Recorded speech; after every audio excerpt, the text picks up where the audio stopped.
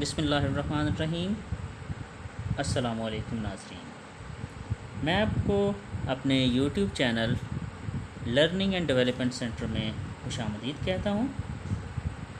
آج کا لیکچر شروع کرنے سے پہلے میں نئے آنے والے دوستوں سے گزارش کروں گا کہ ہمارے channel learning and development centre کو سبسکرائب کریں اور اس کے ساتھ بیل کا بٹن بھی دبا دیں تاکہ ہماری ویڈیوز براہ راست آپ کو موصول ہو سکیں، اور اپنی رائے سے ہمیں آگاہ کرتے رہیے۔ کومنٹ سیکشن میں کومنٹ کیجیے، اپنی رائے دیجیے، ہماری حوصلہ افزائی کیجیے۔ تو چلیے آج کا لیکچر شروع کرتے ہیں۔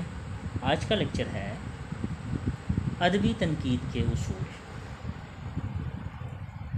تنقید میں اپنے اصول و ضوابط ہیں جن کا احاطہ کے لیے پوری کتاب درکار ہے، لیکن میں نہایت اختصار کے ساتھ اس کا ذکر کروں گا۔ کسی فن پارے کو دو پہلوؤں کی مدد سے دیکھا جا سکتا ہے۔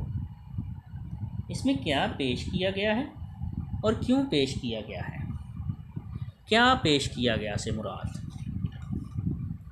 اس میں غزل ہے، نظم ہے، رباعی ہے، مخمس ہے، مسدس ہے، افسانہ ہے، ناول ہے۔ یہ تو کیا ہے، کیا پیش کیا گیا ہے اور کیوں پیش کیا گیا ہے، اس کے پیچھے مقصد کیا ہے، مصنف ادیب یا شاعر کیا سمجھانا چاہتا ہے۔ یعنی کہ ان دو پہلوؤں کی مدد سے ایک نقاد کسی فن پارے کو سامنے رکھ کر تنقید کر سکتا ہے۔ پہلا خیال تو ذہن میں یہ آتا ہے کہ کسی فن پارے میں جس تجربے اور خیال کو سمویا گیا ہے اس کی اہمیت کیا ہے، وہ معمولی ہے یا تازہ اور فکر انگیز۔ تنقید کا اگلا قدم یہ دیکھنا ہے کہ فنکار اپنے فن پارے کو صحیح طرح سے پیش کر سکا ہے یا نہیں۔ صحیح طرح سے کیسے پیش کر سکا ہے، یعنی کہ وہ معاشرے میں جو اس کا مقصد ہے، یا تو وہ کسی معاشرے کی کسی مشکل کی عکاسی کر رہا ہے، جو بھی ہمارے معاشرے میں مشکلات ہیں اور ان کا حل یا تو بذریعہ اشعار کہنا چاہتا ہے، ناول کے ذریعے کہنا چاہتا ہے، شعر میں کہنا چاہتا ہے، غزل یا نظم کے ذریعے کہنا چاہتا ہے۔ غزل میں اگر وہ اپنے محبوب کی تعریف کرتا ہے تو کیا اس نے واقعی تعریف کی ہے، یعنی کہ وہ صحیح طرح سے پیش کر سکا ہے یا نہیں۔ کیونکہ جس طرح ایک مصور کسی فن پارے میں دلچسپی پیدا کرتا ہے، اسی طرح فنکار کو بھی متعدد فنی وسائل سے کام لینا پڑتا ہے۔ اب فنی وسائل کیا ہیں ایک فنکار کے لیے؟ الفاظ کا چناؤ، گرامر کا استعمال، کیا فقرات کا تسلسل ٹھیک ہے، کیا اسلوب جو مصنف ادیب یا شاعر کا اسلوب ہے، کیا قاری اس سے عاجز تو نہیں۔ تو یہ اس کے متعدد وسائل ہیں۔ اور ایک اور بات کہ اس مصنف شاعر یا ادیب کے پاس علم بھی لازمی ہونا چاہیے۔ اور جس طرح ایک مصور اپنے جذبات کو رنگوں میں پیش کرتا ہے، ٹھیک اسی طرح سے شاعر الفاظ کا سہارا لیتا ہے۔ جیسے اگر کسی کی تعریف غزل میں کرنی ہو تو کم الفاظ میں تعریف کرنا، اشعار کم الفاظ میں زیادہ بات کہنا اشعار کہلاتا ہے۔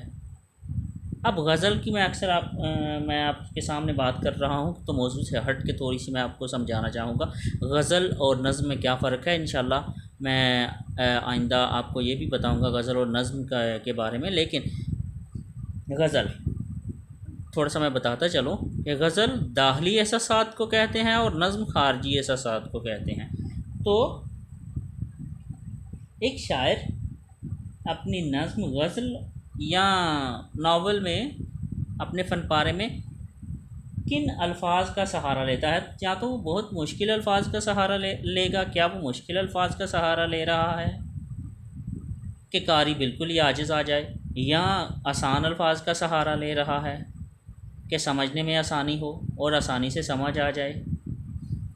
میں آپ کو دوستوں بتاتا چلوں کہ انگریزوں نے فورٹ ولیم کالج بنایا تھا، اور چونکہ پہلے فورٹ ولیم کالج، میں انشاءاللہ آنے والے لیکچر میں یہ بھی مزید تذکرہ کروں گا فورٹ ولیم کالج اور اپنے اردو ادب کی تاریخ کا، تو فورٹ ولیم کالج سے پہلے برصغیر پاک و ہند میں جو اردو بولی جاتی تھی وہ بہت ہی مشکل تھی۔ پھر فورٹ ولیم کالج کے پرنسپل جان گلکرسٹ اور نے مختلف مقامی شعراء کو نوکریاں دیں اور کہا کہ آسان اردو میں انگریزی کتب کا ترجمہ کریں اور آسان اردو میں اپنی کتب جو ہیں وہ لکھیں، یا اشعار لکھیں، ناول لکھیں، افسانے لکھیں۔ تو اس طرح میر امن دہلوی، جیسے کہ میں نے آپ کو اپنے لیکچر میں بتا چکا ہوں، میر امن دہلوی اسی کالج کے ساتھ منسلک ہو گئے اور اپنی کتاب باغ و بہار کا اردو میں ترجمہ کیا، اور وہ باغ و بہار انتہائی آسان الفاظ کا استعمال اس میں کیا گیا تھا۔ تو یہ ہے الفاظ کا سہارا لینا۔ ایک مصنف یا شاعر کیسے الفاظ کا سہارا لیتا تھا، یہ میں آپ کو سمجھا رہا تھا، اور مجھے امید ہے آپ کو سمجھ آ گئی ہوگی۔ آگے بڑھتے ہیں۔ اور اسی طرح شعر و ادب محض لفظوں کا کھیل نہیں، الفاظ ادبی فن پارے میں ایک خاص تعریف کے ساتھ موجود، ادبی تاریخ میں ایک خاص ترتیب کے ساتھ، ایک خاص ربط کے ساتھ موجود ہوں، یہ بھی ایک نقاد کی خوبی ہے۔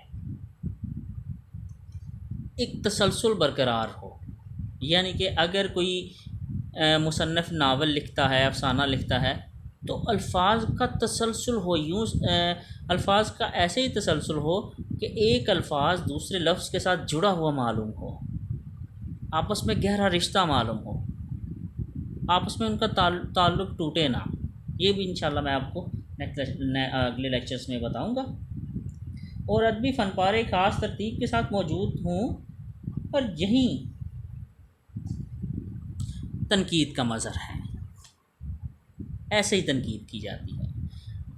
دوستو، یہ تھا مختصر اردو ادب میں تنقید کے حوالے سے ایک مختصر سا لیکچر۔ مجھے امید ہے کہ آپ کو یہ لیکچر پسند آیا ہوگا۔